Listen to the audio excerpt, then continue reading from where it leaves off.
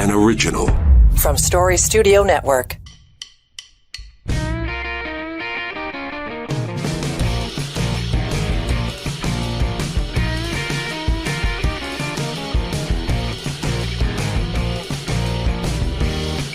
Yes, here we go. Now and next, 2.0 for this week. I know we don't normally do this, but we just had the guests lined up and we thought rather than try to jam them all into one show, we'd make the best of their time, the most of their time, and what they had to say. In case you missed it already, Neil Hetherington dropped by to talk about the Who's Hungry report. And he says it's time to kind of, in my words, dance on somebody's desk here. 3.5 million visits to the food bank this year alone in Toronto. That number is only going up, and it is just amounts to willful ignorance at all three levels of government, unwilling to do anything about it. I don't care that you pat him on the head, tell him good job. There are answers, and in fact, we come up with answers this week on the Ledge. Kathleen Wynne. I get so excited. Kathleen Wynne, Tim Hudak, John Wright, Keith Leslie, and I, we've got answers. So if you listen to Neil's show and you're wondering what the hell should we do, tune in to On the Ledge, your Ontario politics podcast. You can find it wherever you're listening to this podcast, on Apple and Spotify, and it is in this very channel on YouTube. So there's no excuse. And if you like what we have to say, yippee-ki-yay. If you don't, tell us twice. And use the talkback feature, will you? We've got that speakpipe.com/now and next or /on the ledge, and leave us a message, and we'll include those messages, your voice message, in the show. I did this earlier in the other program we did this week as well. A bit of a mid-roll or a pre-roll, I guess, on this case. Just a note. We're heading into the holiday season, and it is the season of giving, and it's the season that's going to put a lot of pressure on a lot of people for a lot of reasons. So I am producing a benefit concert for St. Clair Inn, and it's a transitional housing operation here in Toronto, and it supports women who are homeless and have mental health challenges. So needless to say, in a city this size and the circumstances we face economically and post-pandemic, there's a demand for this. There's the need for this. And so it is our intention to make room at the inn this Christmas. And if you'd like to help, and you've got you want to bring the kids along, the family along, I'm producing a benefit concert. It's all music that I wrote for a youth choir at St. Bonaventure Church. The show is called The Promise, and it's December 20 and 21st. There are 3 shows. I'll put the link in the show notes for you. But we're trying to raise $15,000. I know that doesn't sound like a lot, but it's a ton of money for this group. They only rely on fundraising. They don't have huge corporate sponsors. They get no government money. And because of the work that they do, it oftentimes disqualifies them from some of the big grants. So it's a real challenge for them, but they do exceptional work. And it's if you go to their website, stclairin.com, and that's Claire with a C-L-A-R-E. I'll put the notes in the show notes. You'll want to read about Linda's story. And Linda is the inspiration, the tragic inspiration behind St. Clair Inn. So if you can help, that would be awesome. And we would really appreciate it. If you can't get to the show, make a donation. We'll take that too. So thanks for doing that. Thanks for your patience. And let's get to the other issue of the day. We talked about the food bank in the first episode this week. I was just gobsmacked by the number of transition announcements made at the White House. And what does that mean for us? What does that mean for Canada? What does that mean for the world? And what does it mean for our security? So let's weigh in on that, shall we? As I'm recording this piece for Now and Next this week, I've got, the cable news channels up here all the time, just keeping an eye and an ear on what's going on both sides of the border. And it doesn't matter what channel I am on. The headline inevitably is dealing with the latest appointments to the Trump cabinet, and who's going to be in and who's going to be out, and what is that going to mean for the rest of us. And on the ledge this week, we talked to Premier Wynne and Tim Hudak and John Wright and Keith Leslie about the free trade and how that's going to have an effect and an impact on our lives and affordability. So there's a lot going on here, and I thought, among other things, we need to talk about the security. Is this world a more dangerous place or a safer place 10 days after the Trump re-election? I called it Trump 2.0 no a couple of weeks ago. So we thought we should get back to Scott Clancy. He is joining us, and he is the retired Major General in the RCAF. And one of the last things he did in his career was sat in the Director of Operations chair at NORAD. So knows a thing or two about a thing or two as we're talking. Just give me your initial reaction. I know you and I have talked about the what if. Yeah. Well, the if has come to pass. Yeah, sure has. And, I was in Alaska and then in Colorado working within the NORAD architecture and the command architecture when Donald Trump was in office the first time. And I remember when he signed an executive order place military forces along the northern border.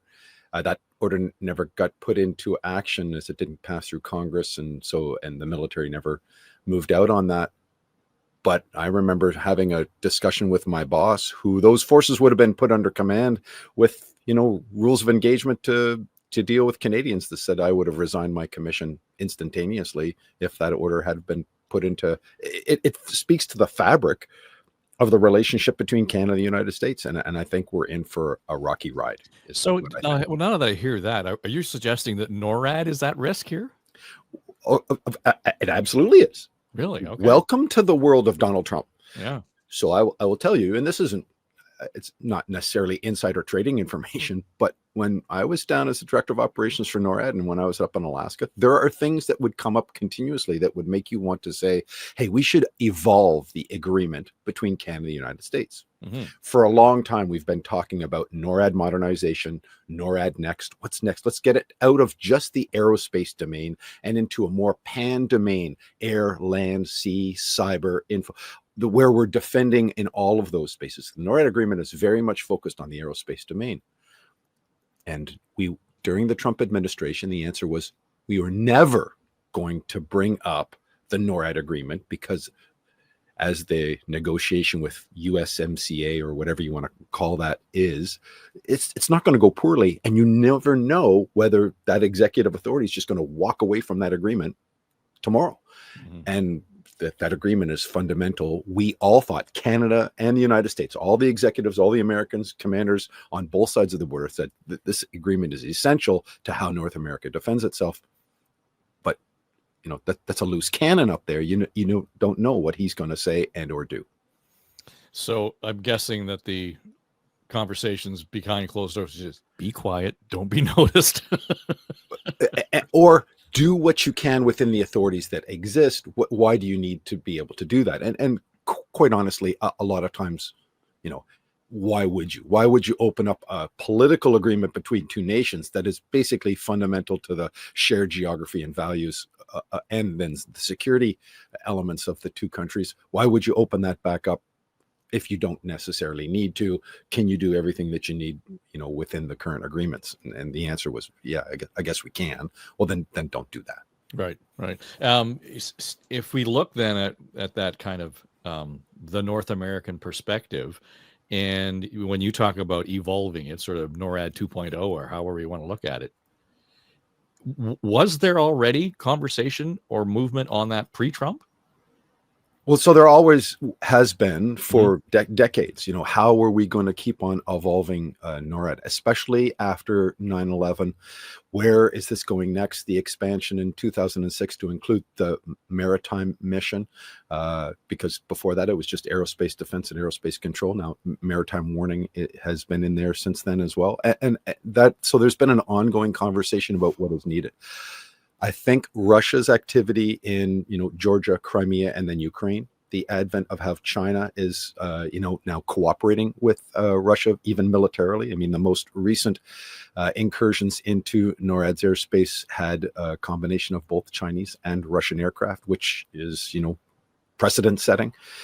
I think that has caused a lot of the leadership over the course of the last decade to want to update and modernize not just the technology surrounding, but the powers and authorities that are associated with NORAD to make it a more holistic look. And to be quite honest, I've long since felt that it needed to do that, so that you could involve all of the aspects of military and governmental power into a single command. And I think Canada has a real distinct role to play there. Yeah, now that you say that, I mean, it's hard to believe that you could actually do one element of that defense mechanism without the other. So, the aviation, et cetera, but in this day and age, without cyber or, that kind of threat, how can you have one without, you're flying blind.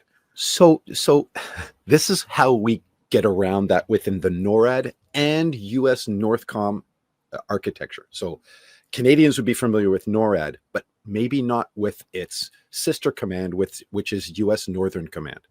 So the United States divides the globe into these global combatant commands, US European Command, or EUCOM, US Indo-PACOM, or Indo-Pacific Command. We've heard of CENTCOM, which is the Central Command, which was the Eastern Asia part, which a lot of the forces in Iraq and Afghanistan would have been working for. These global combatant commands, run operations in those areas. Now, until 2002, North America was not part of that. It was just it wasn't part of a global combatant command. After 9/11, US Northcom got created. All of the staff and all of the command center. So I ran the command center for a period of 3 years in NORAD US Northcom. All of that comes to a head there. So you're doing both at the same time.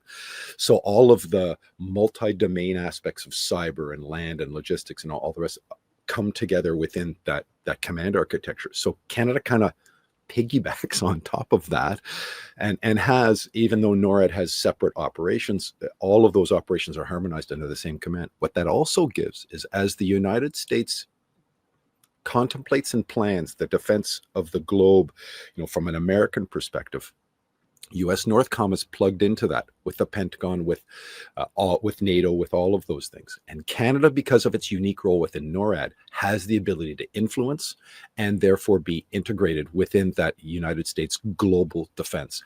That provides us with an opportunity to influence and temper and or demonstrate where Canada's specific perspectives are, and at the same time allows us to affect maybe some of those operations. And so it gives Canada a role that it wouldn't have anywhere else.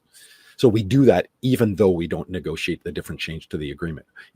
It's like sharing without having a formal agreement to do that. And we shared on both sides. Funny enough, when Hurricane Sandy happened, I was running the command center. I was conducting daily briefings to the Department of Homeland Security and the Secretary of Defense on the military and holistic operations surrounding that. And that has nothing to do with the NORAD agreement. It's just because I was running the command center for NORAD and US Northcom, which also does domestic responses like to hurricanes and floods. It was all going through your switchboard anyway. Yeah. So, and we're partners, and there's a trust that you build up there, and you build up a significant amount of that trust by your standing beside that ally, no matter what. Shared values, shared geography, these things become the important things. So when they turn to you and say, hey, we need you. Hey, I'm there for you. What is it that you need? Yeah, I can do that. No, not a problem. Here's how we help. That creates that bond of trust. Given that the backdrop, and I know that there's going to be all kinds of conversation about certainly the Arctic is going to be, that's the sovereignty questions around there and the defense issues. And I suspect that will be probably more loudly articulated, if not better articulated in this term for the president. Well, let's face it, the first stop is Ukraine. And whatever happens in Ukraine is not an isolated incident. It's not an isolated circumstance. It's not an isolated solution. There will be ripple effect. You've already, alluded to the Russia-China snuggle up. We've got North Korean troops now who are supporting Russia. There's a lot at stake there. And if most people are true to themselves, they will desperately want Donald Trump to be successful, no matter what your politics are, no matter what your stripe are, and no matter what you think of his cabinet appointments. We cannot afford for him not to be a successful president by whatever measure. Would he be a successful president if he solved the Ukraine-Russia war? So that's like asking, how do you solve a complex no-win situation, a catch-22, we call them wicked problems, to use a pop culture reference, the Kobayashi Maru, right? Of the Star Trek kind of stuff. Because you'd have to tell me what that resolution looks like. Right. What that looks like for Ukraine, what that looks like for NATO, what that looks like for Russia. And so just to break that apart and pull that string, is Crimea Russian or Ukrainian at that resolution? The Donbass of, Luhansk and Donetsk completely returned to Ukraine, or the current borders? Ukraine's path towards NATO membership? Yes? No? Walk me through what that looks like in terms of those pieces. Donald Trump can end the war in Ukraine very simply, and that end would look like there is no more military aid from the United States going to Ukraine. That will de facto end. The amount of time and the delay on that will be interesting, but that will end that very quickly. It might not be how everybody else thinks it should end. So when we say he needs to be successful, in what fashion, right? We imagine that as being the U.S. is always going to be a positive influence on world affairs. They're the largest exporter of democracy worldwide, and all of the good things that we as Canadians, Americans and us are very, very similar in a lot of our approaches. But I don't know what that end state looks like in Donald Trump's mind. Because when he says, hey, the world was a safer place and I'm going to solve that problem. Okay, the borders as they are right now hold Crimea belongs to Russia. Zelensky, back in your place. Aid will stop. And it's a ceasefire. I don't think that he can buy President Zelensky's, mind with that. I don't think he can. And so that's very interesting. And now that backs up against the fact that I will make the case now, based upon the reporting that I see, is that this war is not going very well for Ukraine right now. Yeah. Right? It's really not. They're going to be kicked out of the cursed region here very, very quickly. The inclusion of North Korean soldiers, I think, is a really, really problematic space for the United States. For Ukraine, obviously, because it brings fresh troops and everything else. But where you bring in North Korea, you're involving China. Like it or not, Big Brother is looking over that shoulder. And you're getting closer to a direct engagement between either NATO, Ukraine, and the United States, even at one step removed, and North Korea. So I don't really know where this goes, and that's why I don't understand what that end state is, and I not sure whether that's a safer place. What I would say is the second thing here is, what's the approach with Israel? Because as that approach with Israel, Gaza, Hezbollah in the north and Lebanon, that's the other thing that this kind of hinges on. Now, I think that it's going to be very, very strongly in support of Israel, and I'm on that space as well. I think you need to counter Iran everywhere, and I think Israel is got the right approach here. Do they have the right tactics? Are they using force a little bit beyond that, which I would consider to be the right? Yeah, perhaps allowing in aid and everything else. But what I don't see is a vilification of the Palestinian people for supporting Hamas and Hezbollah, and continuing to. They elected them. They did all the rest of this stuff. So I think that balance is going to be a little bit trickier for Israel to tote with the rest of the world. But with Trump in power, I think he's going to side very squarely on the side of Israel, and I think that aid will just expand. It's the Ukrainian question that I really don't understand. And that's why. And I get concerned when I hear who his proposed Secretary of Defense is going to be, and the kind of rhetoric that this guy has used, especially concerning the current chairman of the Joint Chiefs, C.Q. Brown, who I know personally, and who he's basically said he wants to fire the first day he gets into office, which is just ridiculous. So lots in there. I want to dial it back though to your suggestion around, how do you redraw or maintain the borders in Ukraine? What does Russia get?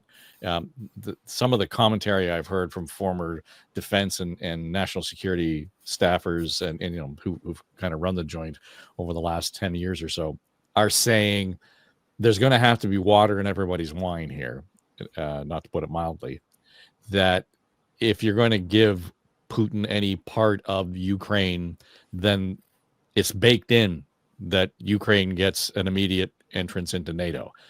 So everybody is equally pissed off.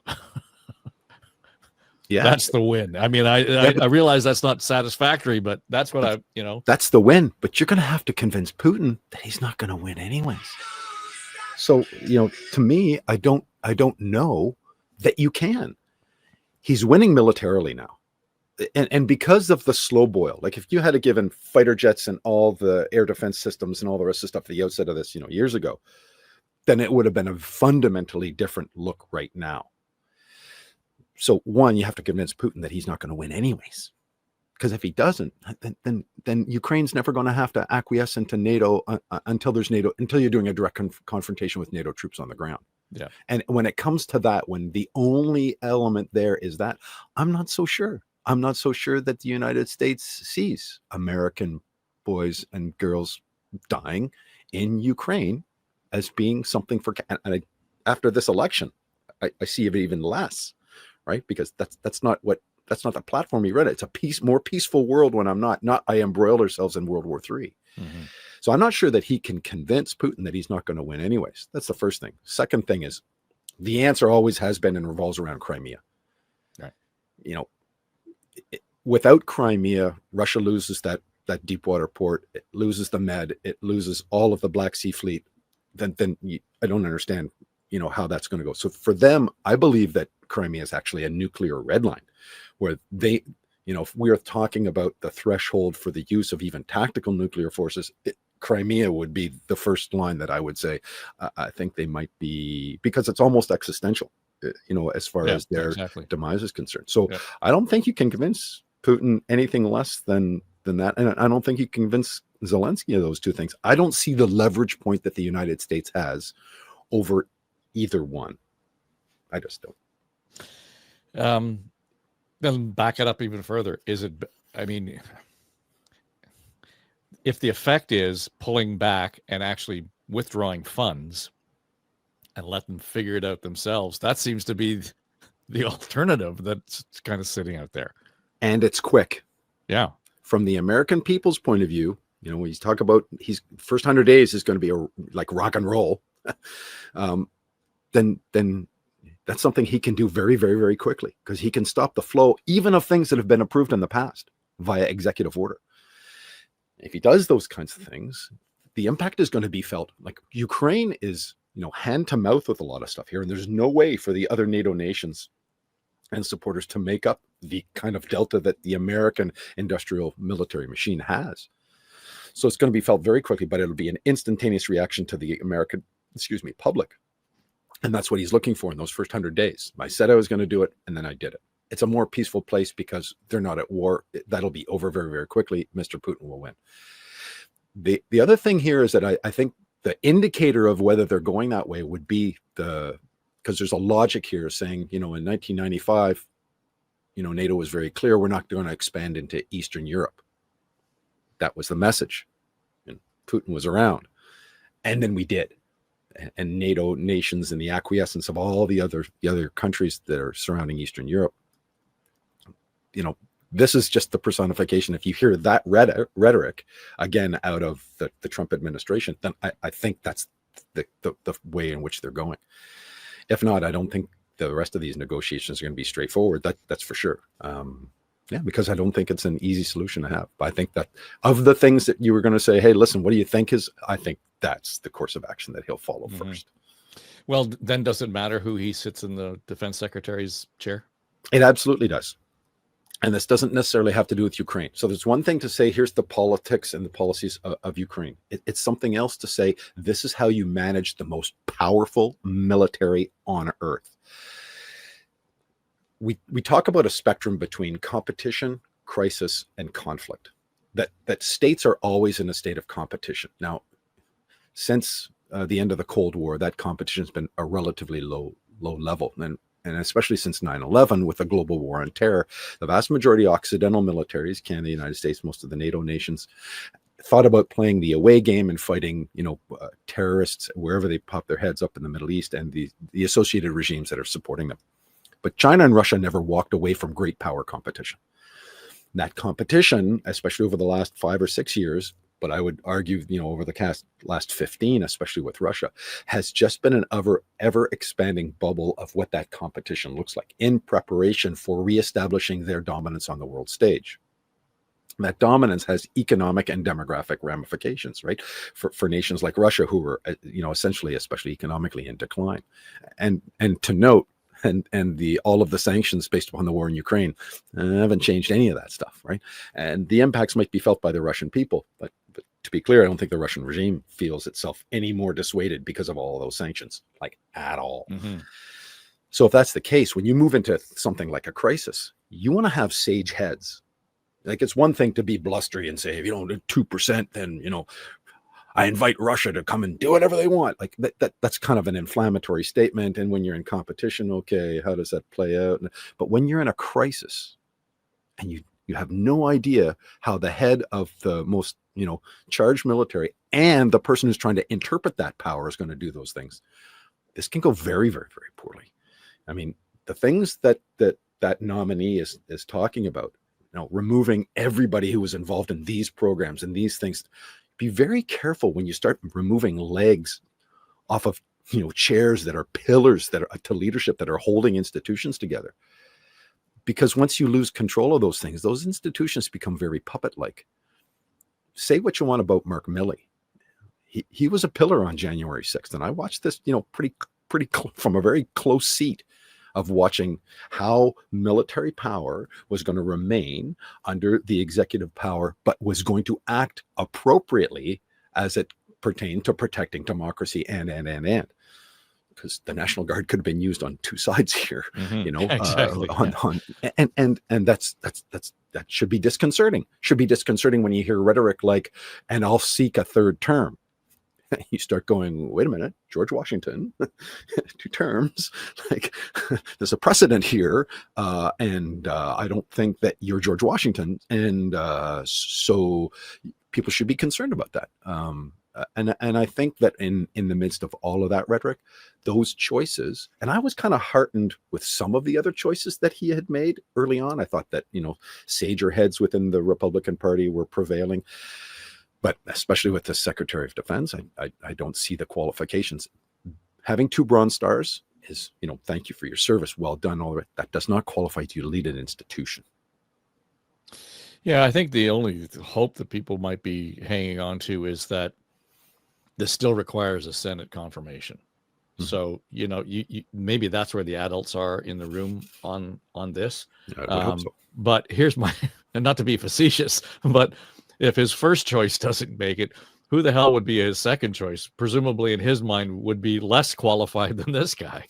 Well, and he's had a real sordid history with secretaries of defense. Yeah. Hiring and firing them. And, I have a Legion of Merit, 2 Legions of Merit, actually, from the United States government. One signed by Jim Mattis when he was Secretary of Defense. Now, there's a warrior monk. Never married, never had kids. He was a professional soldier at the highest degree. And when he became Secretary of Defense, everybody said, okay, well, now you've got a real deep thinker who thinks and reads and, not just about military affairs, but how that applies to global stability and everything very well. And he says that Donald Trump has the intellect of a kindergartner. This is someone who, got brought in to try and... That's not to insult kindergartners, by no, right? Right, and so here we go. And that's the kind of, when you hear that constant rhetoric from people who I have deep, deep respect for, I get concerned because I think it's that instability, and everything I knew and studied for 37 years in my military career about stability at the top end of both military organizations, but as well as governments. When you're in crisis, that stability becomes even more important. And just think about yourself driving on, the 401 at, I don't know, something over 110, which is where everybody kind of travels. And then you're getting into close proximity. You want that car ahead of you to be predictable, because if it's unpredictable and you're still driving really, really close, this could go very poorly for everybody around you, and including yourself, and instantaneously. And that's what I think about stability as it pertains to the people that you put and the character of the people that you put in leadership positions. Well, but Pete Hegseth was a Fox presenter too, so let's not diminish that at all. I mean, it amazes me, Scott, that becomes sort of the number 2 bullet in his credential. Just what? Because it's the number 2 bullet, because he doesn't have a number 2 bullet. Yeah. Right. Like if you're going through so I don't know. If you were going to say, hey, listen, we need a new Minister of National Defense, and ours are picked differently. It's not an appointment. It's not based upon those credentials. You have to pick from within the elected officials, right? Which is why you rely on the Chief of Defense Staff and the Deputy Minister as seasoned professionals within the defense room. So it's a very different construct. But if you're going to turn around and say to someone, hey, listen, who's more qualified to be the Minister of National Defense in Canada? Wayne Eyre, 43 years of service, served at every single level, really understands, listener, like I can keep on going down all the credentials. Or Harjit Sajjan, who, served once as a reservist way back when, for a few times. And which one of these guys, one's led the institution and has that seasoned thing, understands that it's not just about what you did in that specific moment and that specific action. It's about what you did over that 44 years and understand the inner workings of that institution, versus someone else who just happened to serve. Now, I'm not diminishing that service in any way, shape, or form by saying that, but what you want is a seasoned professional that understands the institution. I do agree that you might want someone who goes, listen, this institution isn't working for us. We need someone to bring in fresh ideas. Maybe that's part of it. And I'm there with that. But what I'm hearing from this nominee is not that, right? It's not, hey, this isn't working for us. We have to, his quote, we have to burn down the house. Yeah. Right. Yeah. Well, and I guess that's the king hearing back what he wants to hear too. I mean, let's face it. That's right. He's just parroting what's in there. But the bigger, broader issue is, when we consider the military, the industrial part of the military, beyond the actual defense mechanism, the economic sector that it affects, there's a whole complexity there that requires C-suite thinking that's just not here. So not an acquisitions guy, but have a significant experience in dealing with the various Senate committees and all of the programmation that goes into especially fielding this huge behemoth, which is the defense industrial sector in the United States, which quite honestly doesn't just support the United States military, but underpins many, if not most or all, of the Occidental militaries around the world. The foreign military sales, or FMS, portfolio of the defense industry in the United States is almost as big as what it's servicing to the United States military, because it is. Classic case is the F-35. The Joint Strike Fighter is exported as much as it is bought by the United States military. So those worldwide sales are supporting that. And that takes someone who's able to balance all of those things, because now you're bringing in international affairs, international economics, all the rest of those factors that are into that play. You're very right, Dave. It takes someone who understands and can maneuver at that level without losing sight of the fundamental principles that underpin those institutions. For the United States, I worry, because I don't think that Donald Trump thinks through in a deep fashion what those underpin things are. Hence the reason of saying, hey, we're going to, arm the Canadian border and everything else. And you go, okay, so you realize if you do that, we're in a binational agreement with these folks. They're not going to trust us. Why? Because we got guns pointed at them. Well, yeah. Yeah. Well, don't you under common values? What is it? Like, you're going to have to enter into this negotiation, but he enters into every negotiation like it's a business negotiation, which means he's prepared to walk away from the table at any point in time on all of that. And you don't know how he's going to play that out so that he can get the win. And for him, the win has to do with him personally and how he's seen, not necessarily the nation.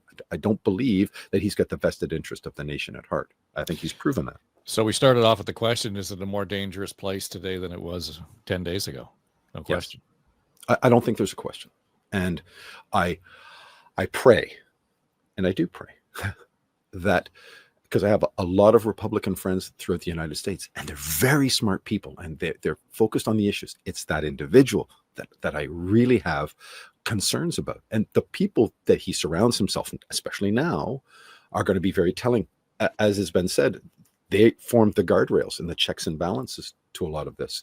I would have also preferred, if Donald Trump and the Republican Party were going to be in the executive power, that the houses, might have swung the other way. I've long felt that minority governments are more reflective because they have to bring forward the debates. They have to reach consensus. You have to do the bipartisan work here.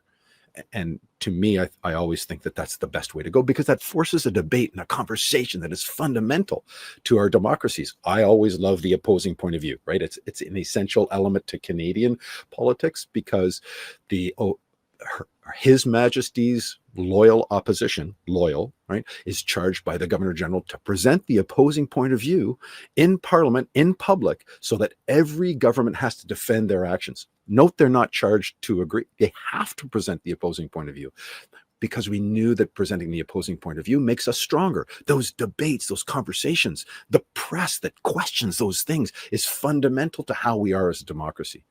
The more that you don't have that, because you own the House, you own the House Republic, the Congress, and you own the executive power, those debates aren't going to happen. It's just going to be, how do we push through our agenda? Those are two different things. Yeah. And I think it's going to, I keep hearing people say, well, there will be life after Trump. It's just, the question is, what kind of life is it going to be after Trump, right? Yes. Well, bundle up.